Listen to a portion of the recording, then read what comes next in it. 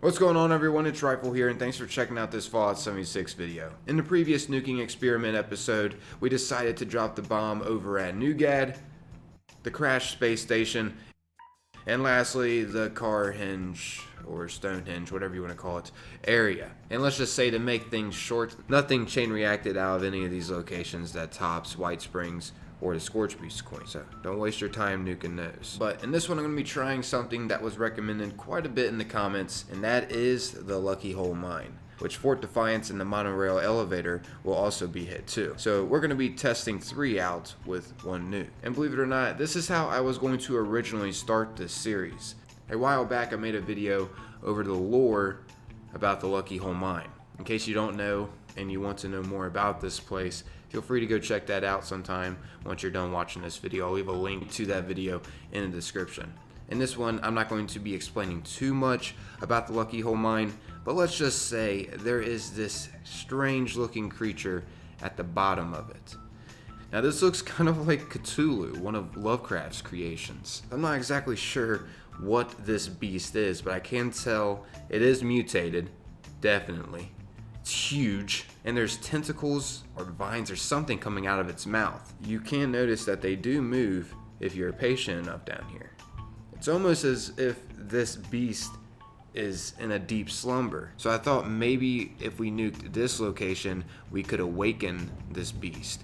Just like how if we nuke the Fisher-Side Prime, we can fight the Scorch Beast Queen. Before I actually go and nuke the Lucky Hole Mine though, I wanted to show you this interesting location that links with this mine. I'm not exactly sure what's going on up here. Maybe this was accidentally placed.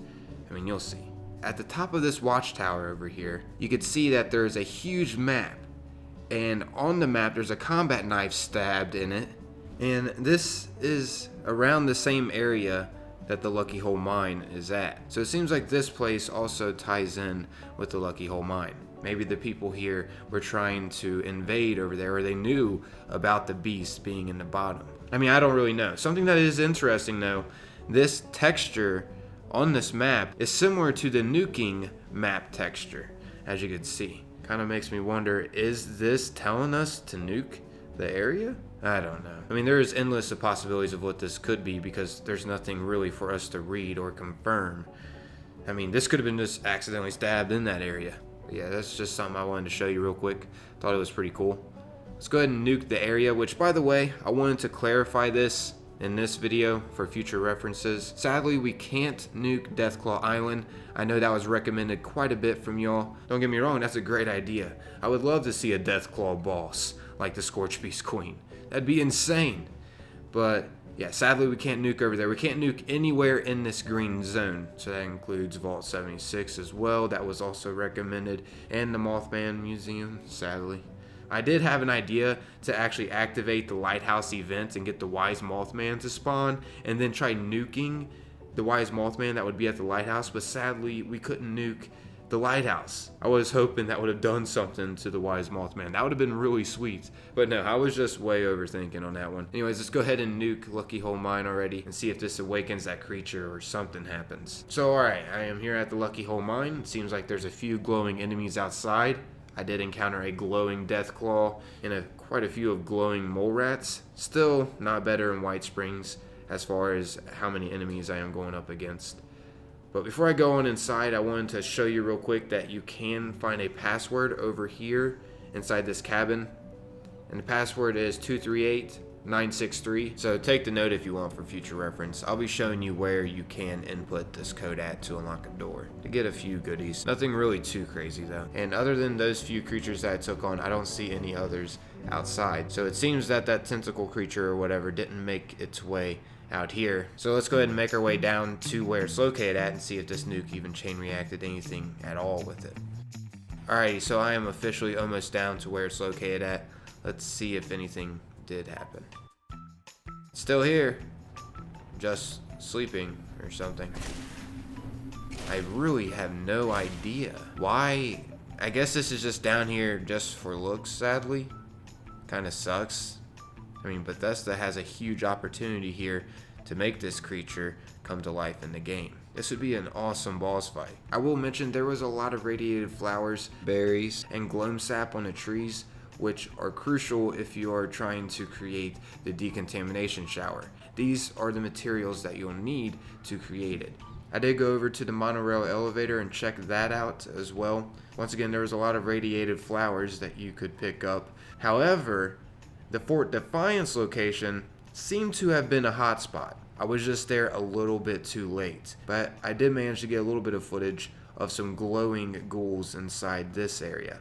Once again, I got here a little too late. It seems like there was way more enemies than just this. I still don't think this area tops White Springs, but it isn't that bad of a location. But yeah, last up here, I'm going to be showing you how to get down to the tentacle creature, just for some of you that may not know. Maybe you could mess around with this thing and figure out what could be chain reacted, if there is anything that could be chain reacted. Okay, so the way down to where the creature is, I will mention it is extremely hidden, really easy to pass up. But for the most part, it's a straightforward shot until a certain area, then it gets really easy to pass up.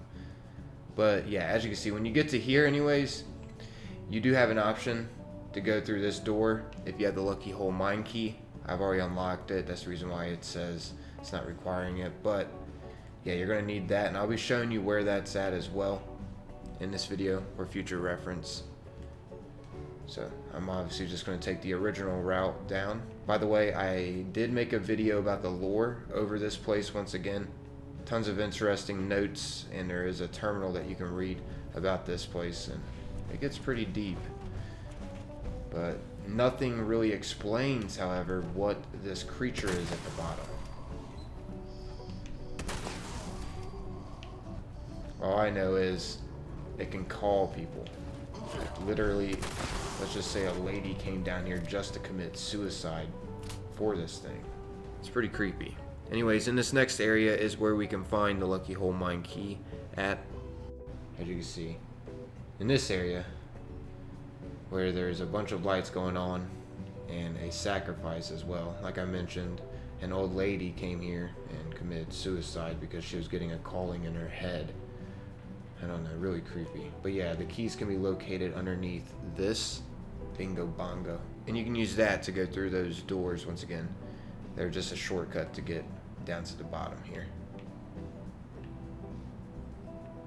But yeah, we're just gonna wanna keep heading this way. And as you can see, here's where you can, oh goodness, input the code at. Once again, the password's 238963. But yeah, there really isn't too much useful loot in this area. Honestly, just probably a shotgun to blow your head off, because this was used as a trap, I believe, from the cult inside here. They just kept a note outside about this place for raiders, and once raiders came back in this area, they would lock them in. Pretty crazy. It's a booby trap. Anyways, to get to the headquarters of this cult, as you can see, I just passed it again. You would just want to not go toward the door area. You want to instead turn around, because this is where the cult would be creeping at, waiting for the raiders to go through this area and go to this door and input the code, and the cult will come up behind them and shut them in there. Gosh, that would suck. And then they would use those people that would get trapped in there to sacrifice to this thing down below. I believe anyways, you'll see. It's insane. But anywho, following this secret route leads to the cult's headquarters, where it looks like they were experimenting with something, because back here on this chalkboard it says syringe plus buff out equal fun. Not exactly sure what this is signifying here, but it's pretty interesting. And also you can find a ritual mask on this computer here, and you can find some ritual bindings in this cart over here. Also, you can find a few other goodies as well in the steamer trunk and laying on the chemistry station and whatnot. But anyways, from here, in case you didn't realize, we passed up the area again just now. Go through these hanging vines. So instead of going into this room, You can just go right through this, and this will lead to another tunnel system, which will lead down to this strange beast. Yeah. So that's how you get all the way to this area. And that's going to be wrapping up this nuking experiment episode. Hopefully you found this enjoyable, and if you did, consider leaving a like. That's always greatly appreciated. And hey, if you want, maybe stick around and subscribe for more Fallout 76 content. It's totally up to you though. I'm out of here. Thanks for taking the time to watch and listen. Peace.